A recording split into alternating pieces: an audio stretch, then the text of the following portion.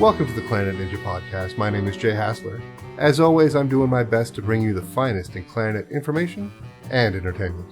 Today on the podcast, we have Todd Marcus. Todd is a friend and incredible jazz bass clarinetist, a composer, a community activist, somebody who's taken his heritage, his life experience, and put it all into a wonderful mix of music and life. And he has come to share that with us today. Todd is going on tour very shortly. As soon as you hear this, you should start looking for these dates. I'm going to put them on the screen. These dates, these places, if you're close by, it would be a nice thing to do to treat yourself to hearing these two play live. It is a real treat. And while we're here, don't forget to like, subscribe, 5 stars, review, all of that. Perhaps tell a friend who likes the clarinet or likes jazz or likes classical music. We do it all here, as long as it relates to the clarinet. And you can find links to Todd, his nonprofit, Intersections of Change, to all of his music, to everything about him. And you know what? You can find some stuff about me, too. If you are an adult clarinetist looking to accelerate and amplify the fun in learning the clarinet, Clarinet Ninja Dojo has a place for you, whether you're just getting started, whether you're making a return after a long time, or if you've been playing pretty seriously for a number of years. We've got something for you. And it's a wonderful way to learn the clarinet, have a good time doing it, and get some really, really good support and instruction. I got you. All right. No more talk, except for when we're talking to Todd Marcus. Todd Marcus, welcome to the show. How are you? Doing good. Good to be here with you. I want to make sure that everybody that follows me and listens to my stuff knows about the bass clarinet and specifically jazz bass clarinet. And what better person to speak with than Todd Marcus? What's your origin story? I started, actually before the clarinet, my mom had my brother and I take piano lessons at a Yamaha school. And then when we were in the 4th grade, that's when our school started, give kids a chance to start on instruments. And I picked the clarinet. And so that was the instrument that I began with as a horn, and played that all through elementary school and high school and then into college. And it was in college that I finally got a chance to mess around with jazz, and I met a friend that gave me a record by Eric Dolphy, the great multi-instrumentalist and bass clarinetist. And I heard that and I thought, oh boy, right now as I'm trying to figure out jazz, everything I play sounds like I'm a bad Dixieland player or something. But that bass clarinet had just a much, to my ears, a much broader range of the sound, the tone, the depth. And so that's why I said, okay, then that was 1997. And I went about getting a bass clarinet and then made that switch. The most obvious comparison, and I think that's something that I'm sure you'll agree with this. In the comments of videos I watch of yours, Eric Dolphy comes up a lot, because I think that's our only point of context most of the time for a jazz bass clarinet player. He's definitely the godfather of the instrument. I mean, there were people that were playing it always in big bands, it's been used as a double. Saxophone players will pick up their flutes or clarinets. Very commonly, the baritone saxophone player in a big band also doubles on bass clarinet. And so you had that, over the big band days and everything, but you very rarely had someone playing bass clarinet as a solo instrument until Dolphy does it. And even the stories about when he was playing with Mingus and he brought that in, and Mingus didn't want any part of that. He said, no, get that out of here. And Dolphy was persistent and brought it and kept doing it. And then he won over Charles Mingus with the bass clarinet, and that became, and it was like he's a cult leader almost, at this point, because of him introducing it and because of his playing being so unique. It's had a stamp on everything that's followed. Now, you don't have to play like him, but you know about him. You probably have most of his records. You checked it out. That was the gateway to the instrument in jazz. So that's significant.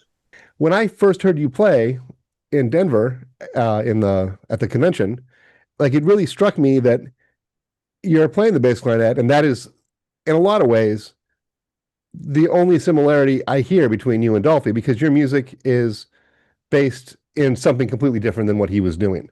So from an artistic standpoint, same instrument, but an incredibly different statement for sure. I don't. Is that an accurate? Is that something that you feel? It is, and it makes me think about something that the clarinetist Don Byron said in an interview that I remember reading years ago that really kind of paralleled my feeling, which was it was I think it was a Don Byron was being interviewed in Downbeat magazine and one of their blind listening tests. And so for folks that don't know that they put on a different artist and the guest has to say, oh, this is the person this year, this recording. Well, they put on some Eric Dolphy and he said, yeah, that's Dolphy.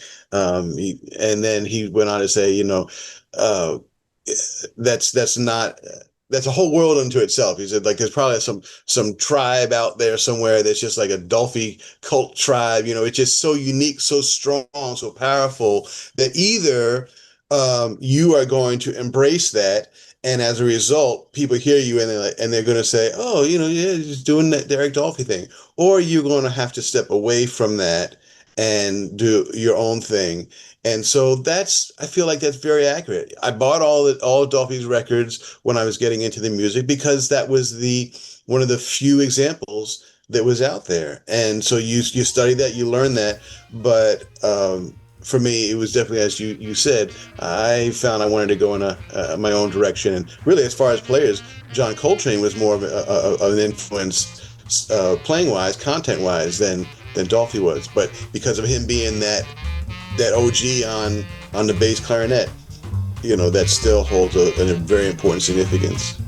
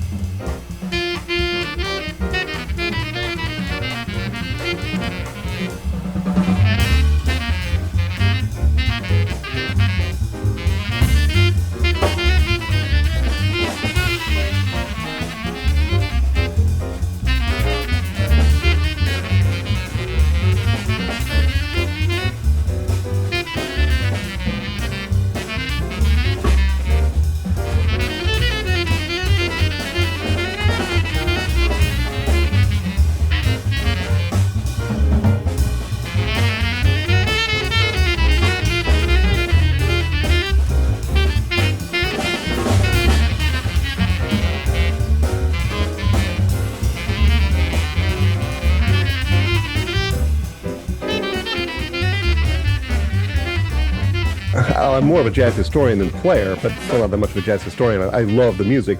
I feel like Eric Dolphy came out of a tradition, I can hear the roots of where he came from, but I can't conceive of taking from where he left things to another place. I feel like he grew as a branch that came off the tree, but it's almost impossible to then take and make something more out of it. What he did was so spectacular and it was really different. Not so much because he was playing the bass clarinet, he sounds really different on the alto as well. On the alto, I can feel it rooted more in Charlie Parker than on the bass clarinet, where it just sounds sometimes a little bit bonkers to me because the range is so big and what he's doing with it is so crazy. Yeah.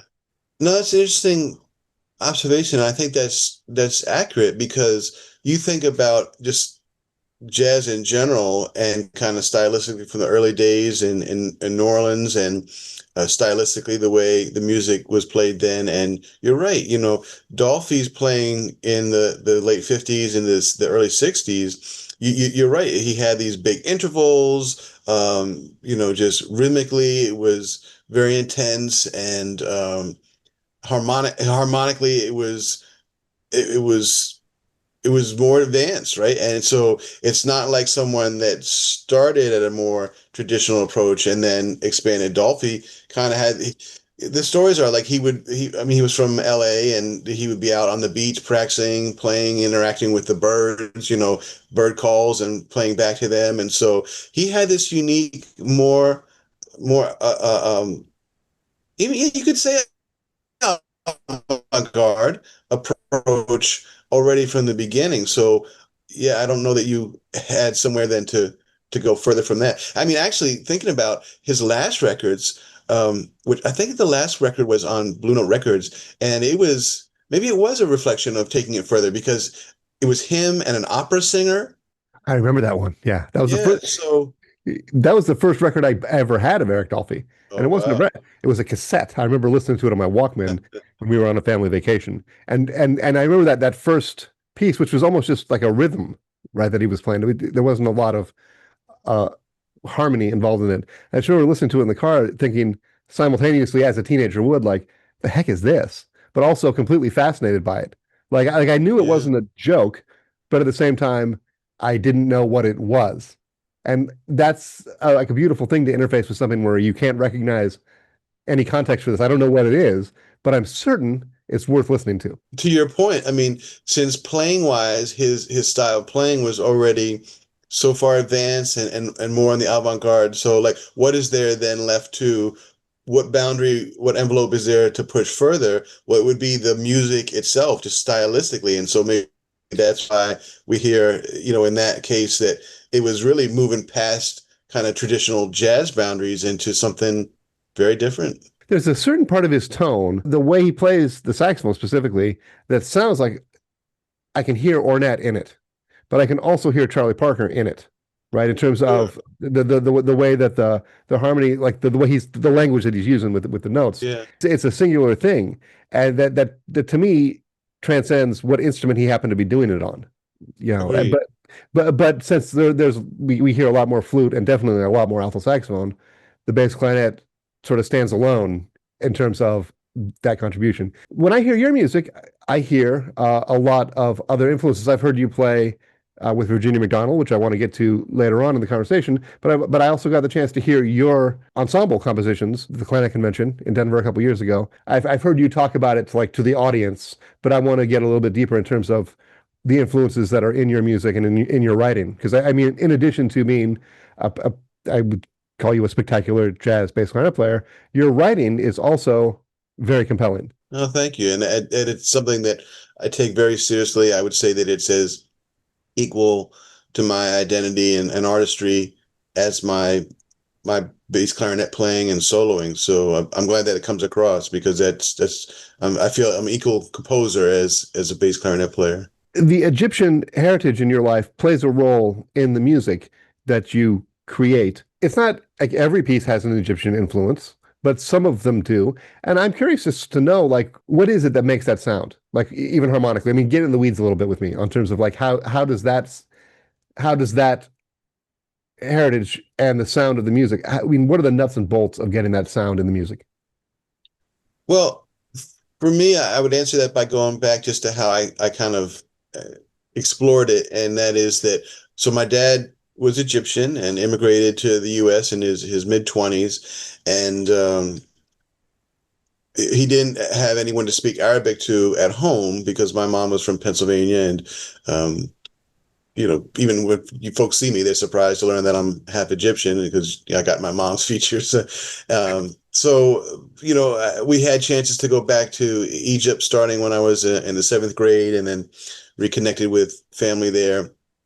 But as I got older and I really wanted to explore more of that part of my culture, as a musician, I was interested to see what was Middle Eastern offering, music offering. And so I asked my dad for some recordings, and he had some that he had brought with him. And so it was a lot of listening to that and then just kind of picking it up by ear. And in Middle Eastern music, you've got a lot of unison playing, a lot of lines in unison that are over drone notes. And it's very different than our kind of jazz harmony or Western harmony.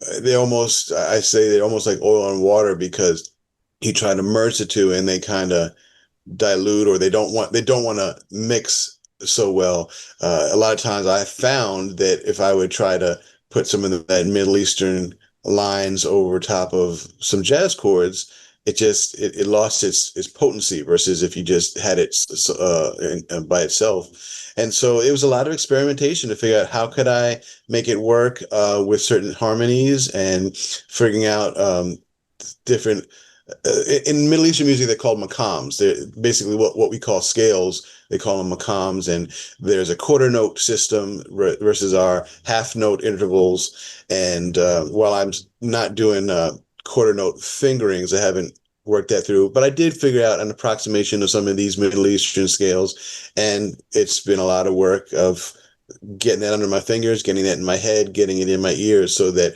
when I'm either playing a solo or when I'm writing, I can incorporate it, and then you hear that identity and that sound coming through. Now, when you're talking half note and quarter note, you're talking not rhythmic divisions, but divisions in terms of. Sorry, if Yeah, I yeah. yeah, not half note or quarter note, but half tones or Okay, okay. quarter tone Right. Okay. intervals. Yeah. Yeah. So just want to make sure I So was in entering. between R C and C sharp, there is a pitch halfway between those two that would be essentially a quarter tone. Right, but they wouldn't call it a quarter tone because they're not thinking of it in a half step to begin with. So it's not really a quarter of anything to a Middle Eastern musician.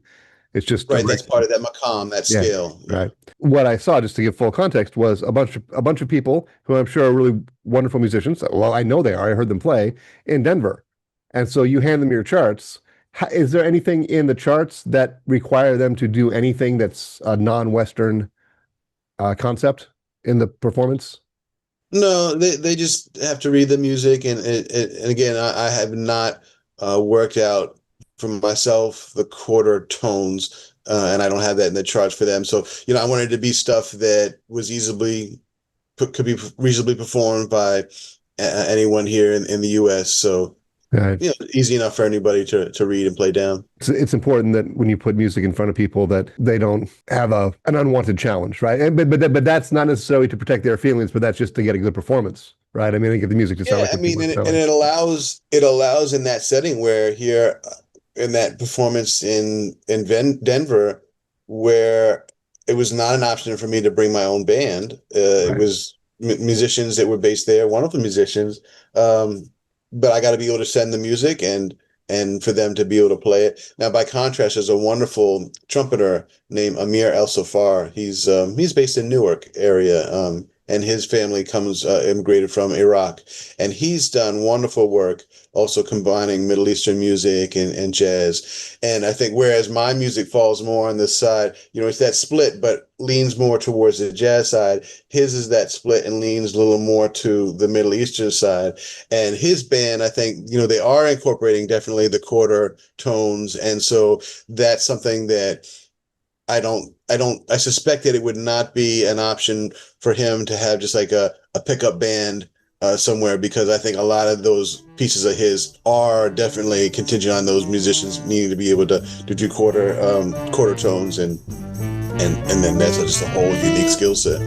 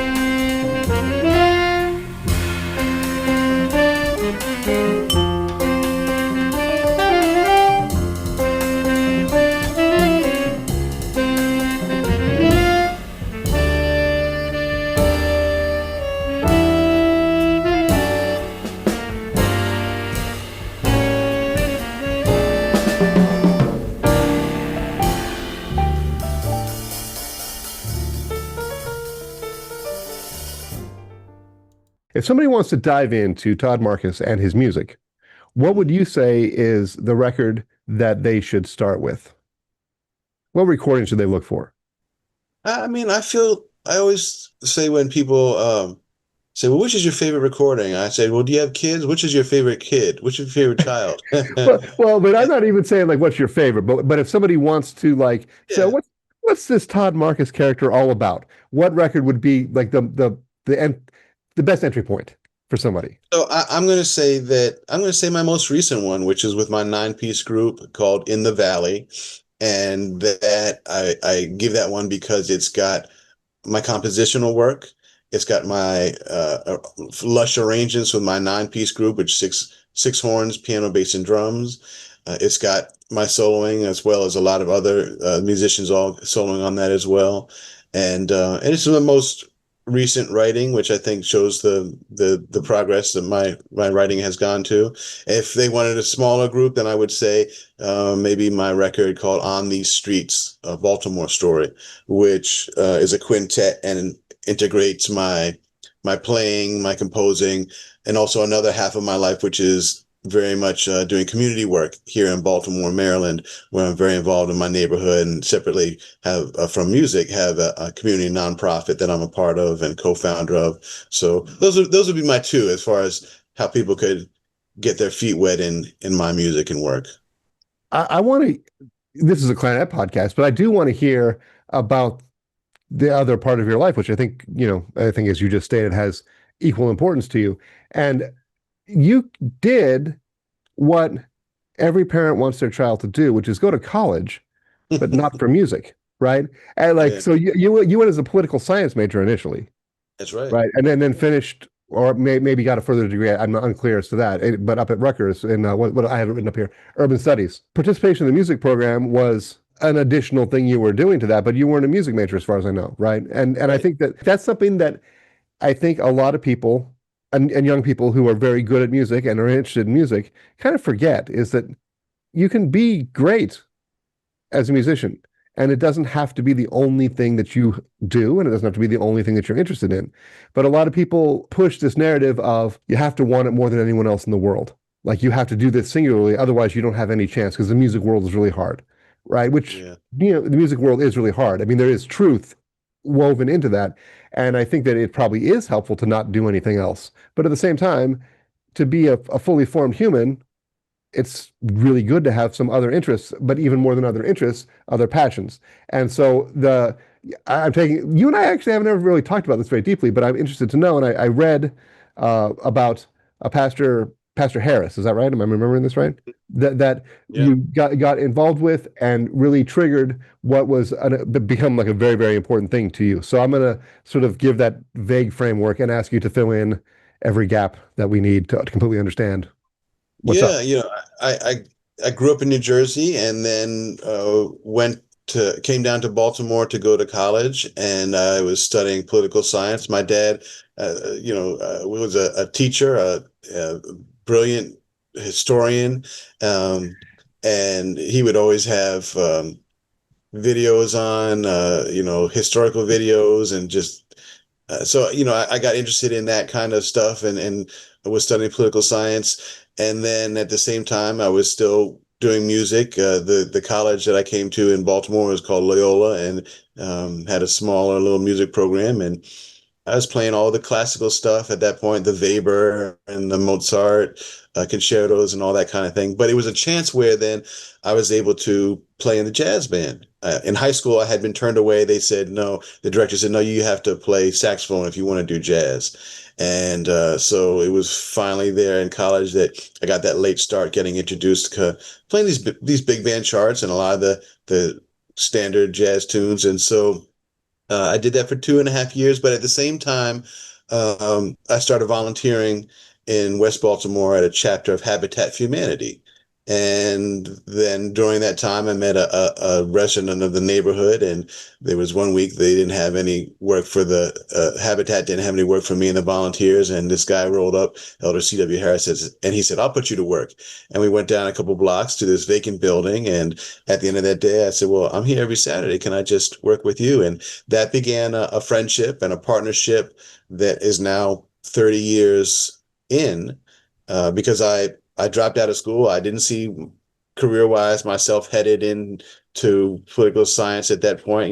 It was getting more into studying like congressional races and legal theory, and man, that was just not appealing as far as a passion. But I was feeling passionate about community and racial issues and ongoing racism and need for racial reconciliation. And here I'm, in this neighborhood, West Baltimore, which was basically like the Harlem of Baltimore.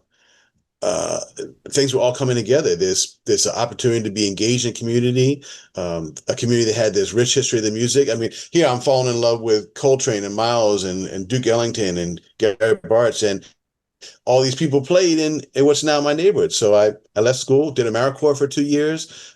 We kept working on renovating the buildings and started up this nonprofit called Intersection of Change.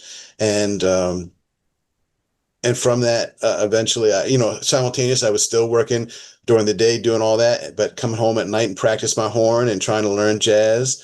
And I had no social life. It was just community work during the day and practice the horn at night. And that was it. And that was for many years. And went and finished up my schooling, like you said, got my degree in a couple semesters at Rutgers in urban studies, but then kept on pushing. And so the result of all of that long-winded journey is that I've got this one part of my life that's in community work at our nonprofit Intersection of Change, and this other half of my life that is playing music and doing it at a high level. And they're meaningful. They're both significant to who I am as a whole. I mean, it reminds me a little bit of when I think about Ron Odrich, who's another jazz clarinet player who had an entire career as a periodontist, right? Yeah. Where they're two separate things that obviously take a lot of time and a lot of effort. And I understand that the notion of you have no social life if you're trying to do basically the work of two people, in a sense. And, but the richness that comes from it is really amazing. I would imagine that both of your endeavors are strengthened by the other one at a certain point. I mean, in the beginning, it must have been exhausting. Yeah, yeah. And I often people say, well, is your dream to be able to do music full time? Not necessarily, because to what you were just kind of opening this thread of our conversation with earlier, I think that there's a danger of us. I mean, in music, the danger is that we can be all consumed and we can lose a broader context of the world around us, and even to a degree, like just how we interact with others. It's a very singular, self-focused thing, right? We're in the practice room, where we're promoting our performance, we're promoting our CD, our website, our social media. That's pretty self-indulgent, right? And I mean, it's we have to. We're creating our own product and everything. So it's who we are as individuals and artists. So we have to do that, right? We have to. But it's a dangerous kind of thing, right? Like, how do we do that but still remain a balanced and integrated human being? And so, yeah, for me, I think, while I would love to have more time to practice and more time on all the business booking work and administrative work, I do feel that my community work is really key to who I am as an overall person. And um, it's demanding. It's a lot. I'm carrying a big workload, but you can do it. And I think that there's benefits of that. And I Well, think I'm a gonna. lot of musicians, they also, it's not that they don't do that, because then a lot of folks teach, and I think that's another way that we as musicians can be well-rounded, interacting and nurturing other younger musicians, and outside of just being focused on ourselves and our own playing. So there are different ways to go about it, but for me, that's how my path has been. Well, I'm going to put the link. Intersectionofchange.org is the Yeah, right. I'll put that down in the show notes. It's nice to see that the music world and a person in music is reaching out in a way that is not asking for something in return, right? Because I think so much of what we do as musicians oftentimes is to create an audience for ourselves. So it's serving the community in some way, but there is a hidden agenda, which I'm not even saying it's a bad thing, but your yeah, work doesn't have a hidden agenda, right? You're not trying to create an audience. You're not hoping that people that you're working with in the community are going to become big jazz bass clarinet fans. I don't think that that's right. the point, right? So, I mean, why not? But but that, I don't think it's the motivation. That would So, be funny if this whole time, like, our mission of addressing poverty related challenges in our community in West Baltimore, it was all just like a smokescreen for building jazz listeners. long way around the barn. Getting this focus back on clarinet for a second. I know that you, during the pandemic, did some work with Silas mouthpieces and Yeah. have created a mouthpiece for bass clarinet players. And I mean, I already know about it. I could talk about it myself, but since you're here, could you tell us about it? Yeah. So I think this really stems from my identity as a bass clarinetist in jazz, where, as we were talking about earlier, there's not a lot of examples. And one of the things that I found when I started playing and sitting in at jam sessions was not how poorly I played, but that I couldn't hear myself. And it was an awareness that our bass clarinet is a pretty quiet instrument, certainly compared to saxophone. And so a big part of the challenge was, okay, how are you going to be heard? And a lot of it is long tones and putting more air into the horn. But in that process, what I found is you need a much more open mouthpiece.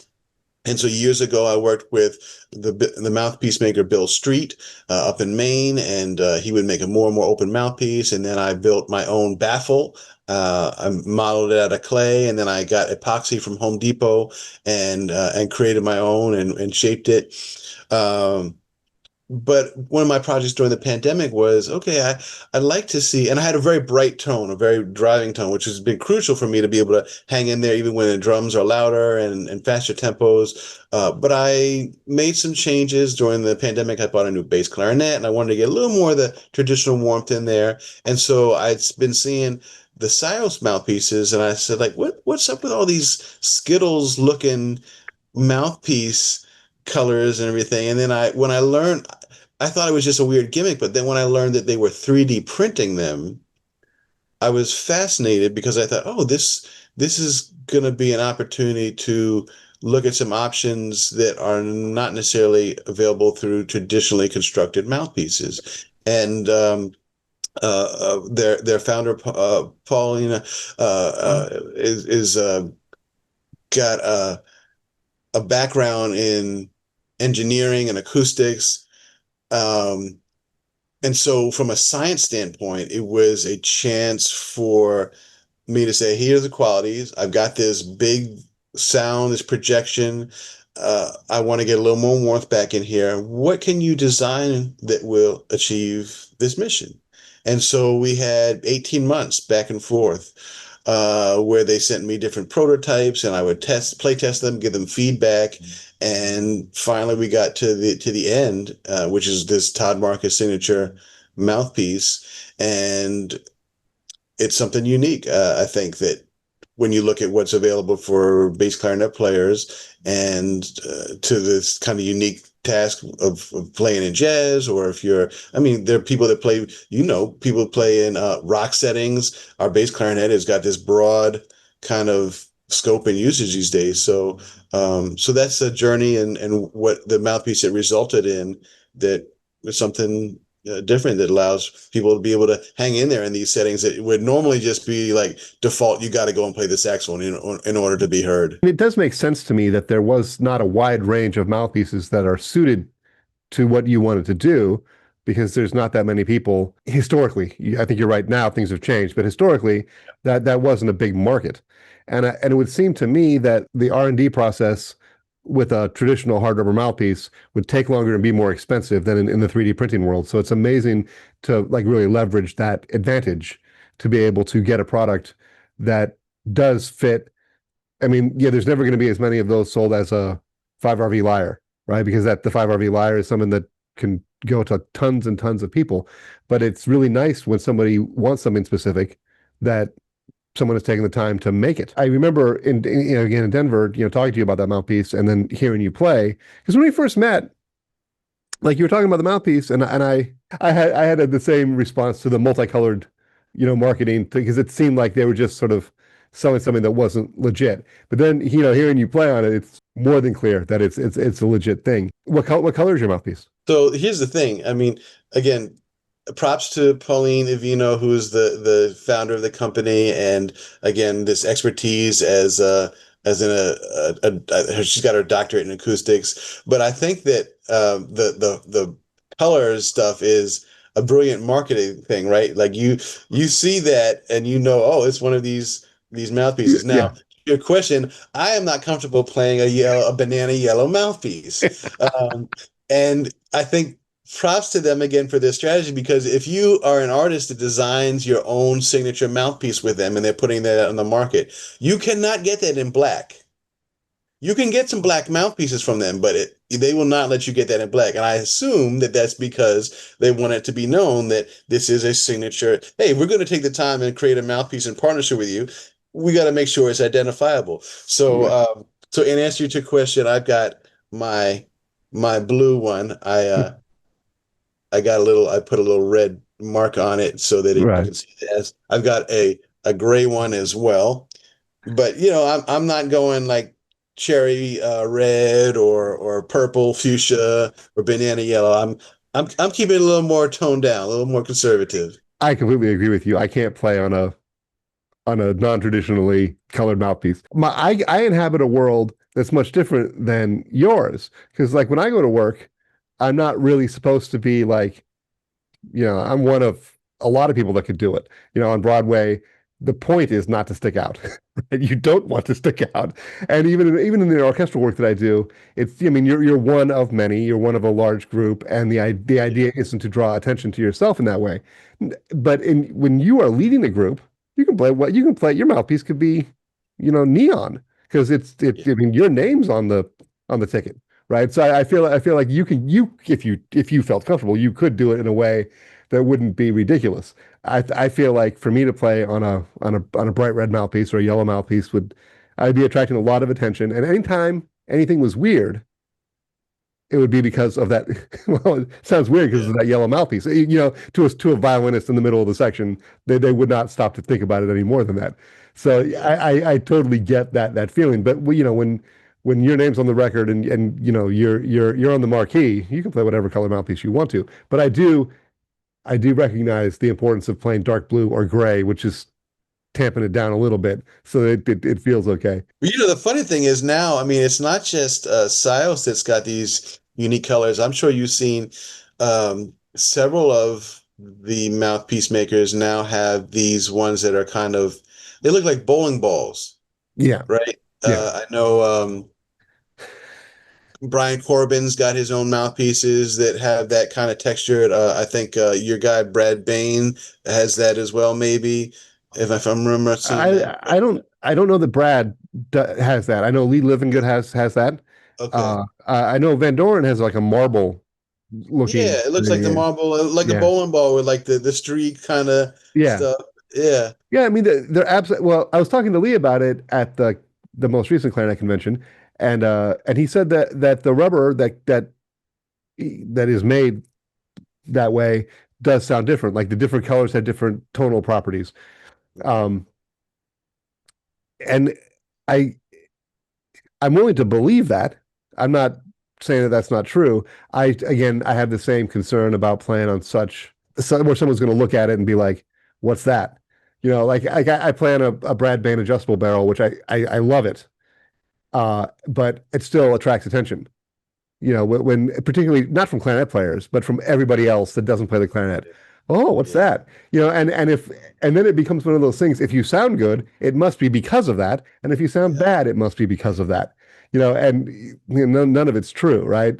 The perception is powerful. I want everyone to get some information about the work that you and Virginia McDonald have been doing, including this tour that's coming up. The way that you two play together, it sounds like this incredible, like when you guys play heads together, it sounds like this bizarre giant clarinet, the way that you guys blend. It's like the coolest thing in the entire world.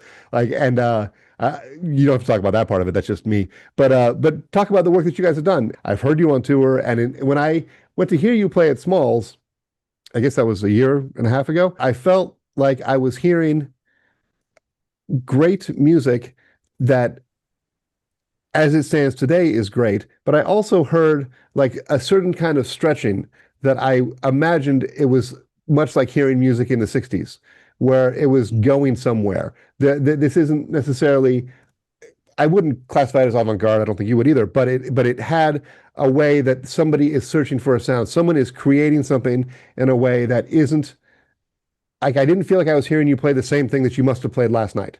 Like I felt like that there was an authenticity to it and a creative spirit to it that the idea was to play something much different than you had played on any other night. And it wasn't so much like anybody was playing safe.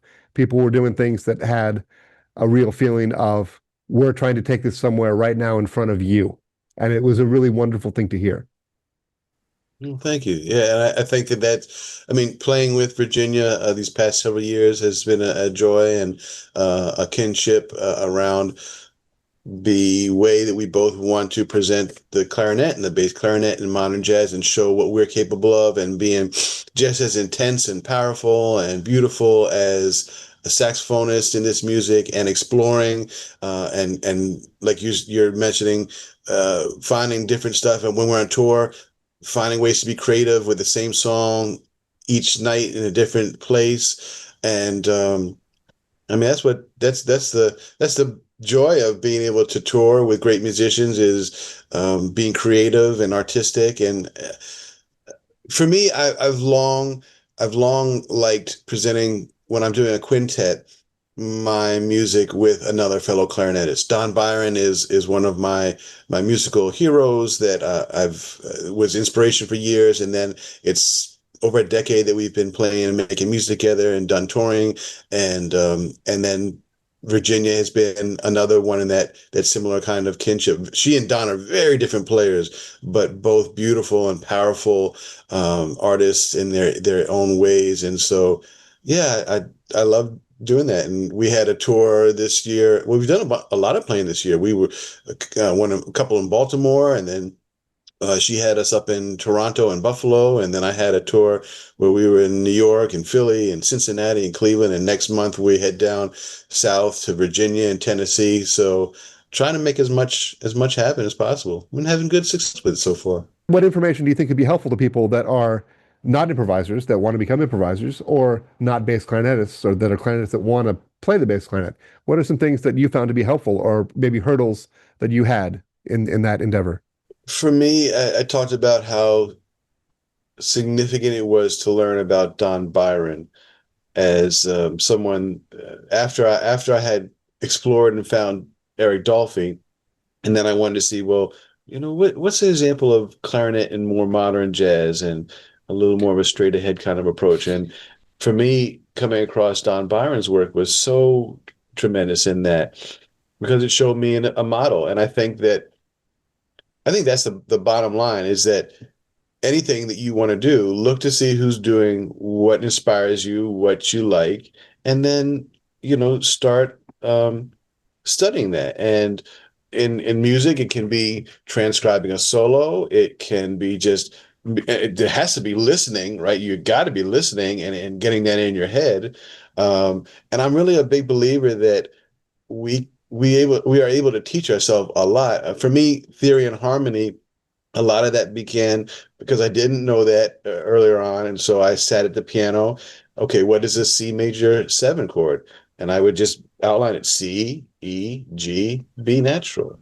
And then what's the dominant? B natural becomes a B flat. And then I would be on the bus and I would drill myself and say, okay, A is the ninth of what chord, or what's the sharp 11 of G? And I would kind of just repetition. And so that's how I went about it. But I think nowadays it's just so easy. All you got to do is open up Google and you want to like give me ideas on improving my time. And you got a million and one videos that are coming up. So there's no shortage of information there for you. And maybe that's why people at such a young age are so advanced at this point.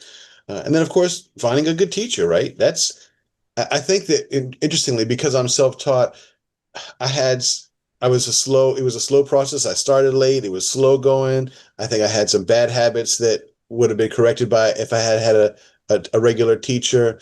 So I think having a teacher is important too. And it doesn't have to be like an every week kind of thing. I think you get a good lesson that'll give you tons of information and stuff to work on for months, even years. So you get a lesson every now and then, and that can go a long way. So I feel like those are the key options about how, if you wanting to learn music or anything really, you can go about it these days. I want to reflect back and see if I'm picking up the things that I think are most important in terms of what you said. Number one, having a a clear idea of what you want to do, right? Because I mean, when somebody wants to be a jazz player, what does that mean, right? And I think a lot of people want to do that, but it's not really clearly identified in their mind. What does that mean? What path am I trying to follow? Because as soon as you figure that out and you really have that in your ear, you can then find the things that are going to help you do that specific thing. And and this is something in my own former life as a jazz player, which did not go very far. One of the mistakes that I made was not I transcribed. I mean, I probably transcribed 20 solos in my life, and definitely parts of solos more. I mean, I did 20 full solos and then lots of parts of solos. But even at that point, there was transcriptions available. You could get somebody else's transcription and play it. Mm. And the thing that I have found, and tell me if this is true as somebody that has a jazz life, playing a transcription that's already been written down by somebody else has 1/100th of the value of doing it yourself.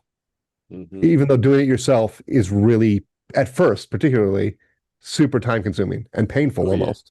Is it, would you say that's a true? I mean, I feel like that's a pretty commonly held perspective, and I would say that yeah, you're not getting if you are pulling up a transcription that somebody else has done, that definitely has a lot of information. It can be helpful for being able to study, and if you're trying to analyze something, you have the text there, so to speak. Right, But the value of if you transcribe it yourself is that you're also getting that ear training, right. and that's for us as musicians, that's a very important part of the process. So building up your ears, being able to hear things, and even, maybe even there's a case where just like in this day and age of everything is instant and so fast, there's a certain value in and of itself of just doing something slowly and it like a lot of things you see when you start. I always would find that if I did a different solo, it was slower. Like my brain just had to get up to speed on how Chick Corea plays and frames versus how John Coltrane versus Wayne Shorter, but then you get in and it starts speeding up, I would find. So yeah, I think there's definitely value in doing everything by yourself. And then playing it. A lot of folks advocate don't write it down until you can play the whole thing, and now you've really internalized it in your fingers, in your mind. So that probably would fall on that side of the assessment.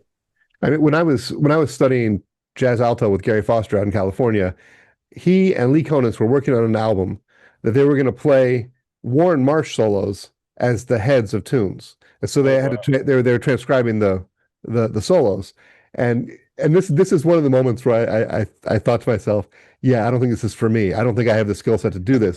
When Gary said, yeah, I was really embarrassed the other day. I wrote out one of the solos that Warren played, and I sent it to Lee, and he found a wrong note in it.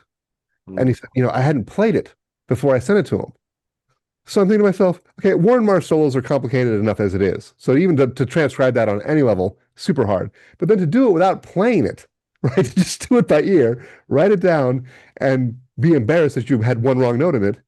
I'm like, that's a standard. I don't see myself getting from where I am I can't now. conceive of that. That's above my brain power level to be able to do that just by ear and not be playing it on the horn. So that's amazing to me. Like it's a very specific way of being able to access that information. And then I think that that's actually one of the things that was a challenge for me. The challenge for me in terms of playing jazz was that I was very used to it being eyes first, ears second, and then hearing it back, right? It never really came originally from my ears. And I've been working on that for a long, long time. It doesn't really make a difference in my work life and what I'm able to do in terms of playing the clarinet because I don't have to improvise anything. I can read it. I know what it sounds like when I look at it, and then I can play it. But if I imagine something and then try and play it, it's much much more difficult for me than if I read it, imagine it, and then try and play it. The wires aren't built right in my head, and I know I could fix it. I'm lacking time, and and a reason, right? Other than I want to, but I also want to do a lot of other things like live an adult life and raise my child and play the clarinet and create Yeah. a system for people to learn the clarinet, talk to my friends on a podcast. There's a lot of things I want to do, so I rarely get to that. And when you rarely get to it, it doesn't get any better, right? I mean, I do spend some time on it, but it's not that frequent, and that can be frustrating. So when you and Virginia do your tours and your have you guys made a record together? If not, you should. We have not yet, no. Yeah, well, We would definitely like to, and she's got a record coming out. Is it this year or next year? So I think that'll be focus on her end. But yeah, we definitely want to get some recording and get that out at some point soon. well, let me just get the buzz going. Yeah, it's going to be a great record. It's going to be fantastic because I think individually you're both offering huge artistic statements to the world, but you put it together and it's something unto itself that's a really great representation of jazz music and clarinet in every register.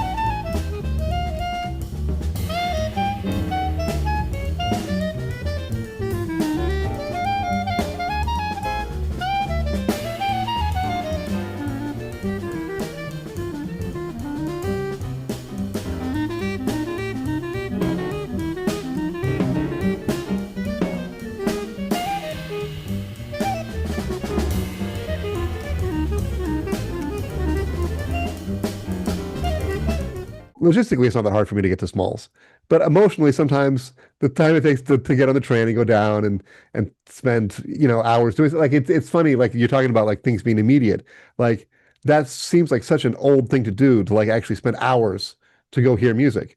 But then when you Yeah. do it and you go hear people play music live, it's such a powerful thing and it's so easy to forget when I'm calculating like, okay, well, it'll take me an hour to get there. I'll be there for 3 hours and then I'll come back. So that's like that's a lot of time.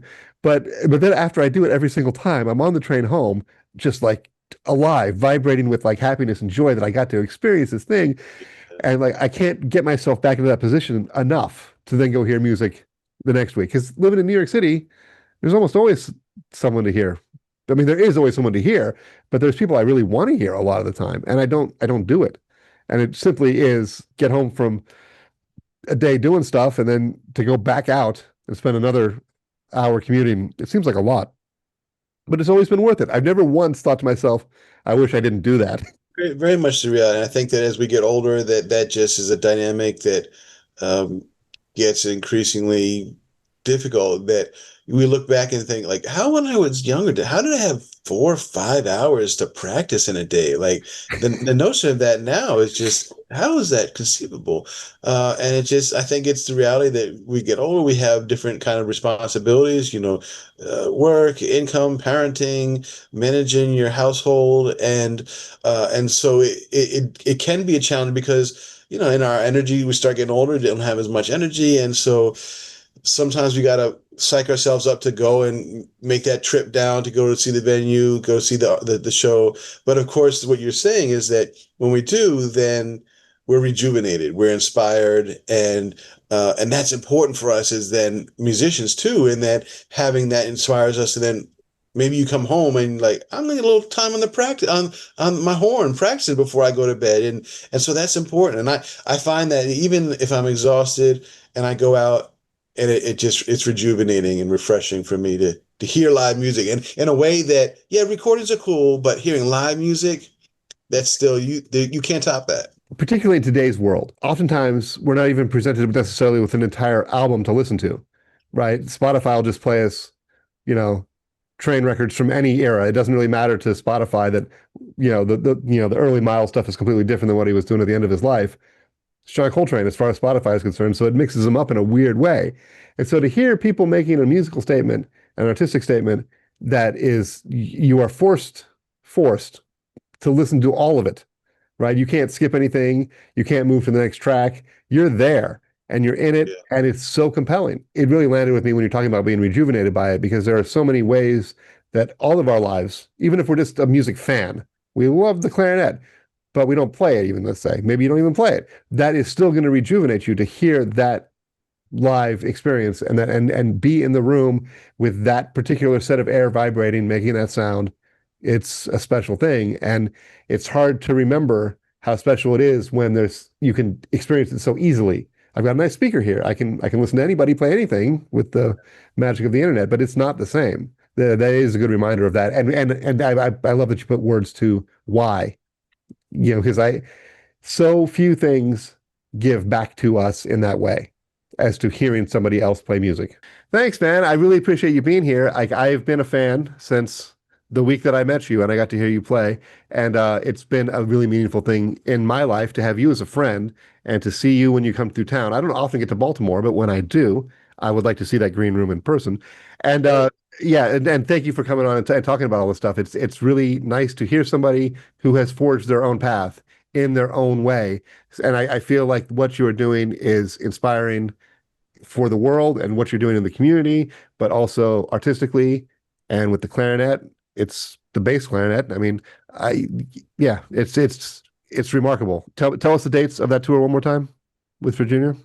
Well, folks can go to toddmarcusjazz.com to get all dates on this upcoming tour in September from the 19th through the 28th. And, going to the website is the place to, regardless of when somebody is listening to this podcast, this video, sure. To see where I'm going to be next and get more about my work. Yeah, no, absolutely. Every link that leads to you will be in the show notes or the description for sure. Because I definitely want people to hear what it is that we're talking about, because it's exciting. All right, I'll talk to you soon, man. Thank you, Jay. Thank you, Todd Marcus. I wish that I were in any of these locations to go hear you play. You and Virginia are doing something fantastic. The next time you're in New York City, I'll be there. To the rest of you, thank you for being here. It means a lot to me that you've taken your time to listen to this, and I hope you loved it as much as I loved making it. We'll see you next time on the Clarinet Ninja Podcast.